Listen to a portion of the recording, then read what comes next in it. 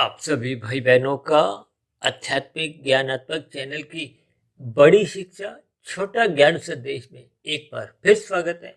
आज की चर्चा का विषय लिया है पाप कर्म।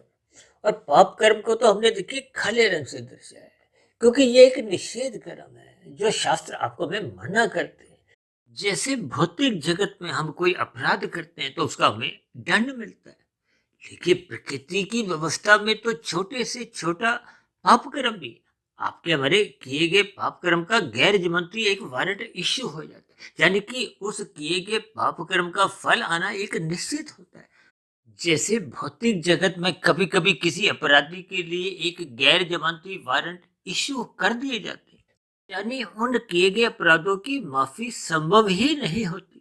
यानी कि न्यायालय द्वारा जब गैर जमानती वारंट इशू हो जाते हैं तो फिर ऐसी स्थिति विशेष में उस कानून का उल्लंघन करने वाले अपराधी को जल्द से जल्द पकड़ लिया जाता है। इसी बात को ही हमने देखिए ज्ञान पूर्वक समझाते हुए ये पाप कर्म को काले रंग से दर्शाया है। ये एक तामसी स्थिति है। शास्त्र तो बार बार मना करते हैं, निषेध कर्मों से बचो, तामसी स्थितियों से बचो।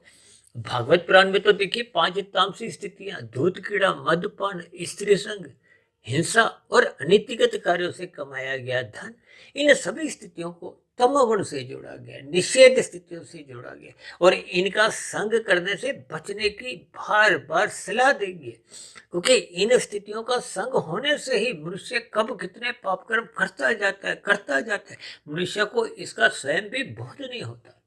और जबकि ये पाप कर्म, देखिए पाप कर्म के साथ ही हमने सफेद रंग के 2 हैच लगाए हैं और नीचे गैर जमानती वारंट लिखा है। इसका अभिप्राय क्या है कि प्रकृति की अदालत में इन किए गए पाप कर्मों का फल निश्चित है, 100% निश्चित है, इसलिए इसको गैर जमानती वारंट से जोड़ा गया।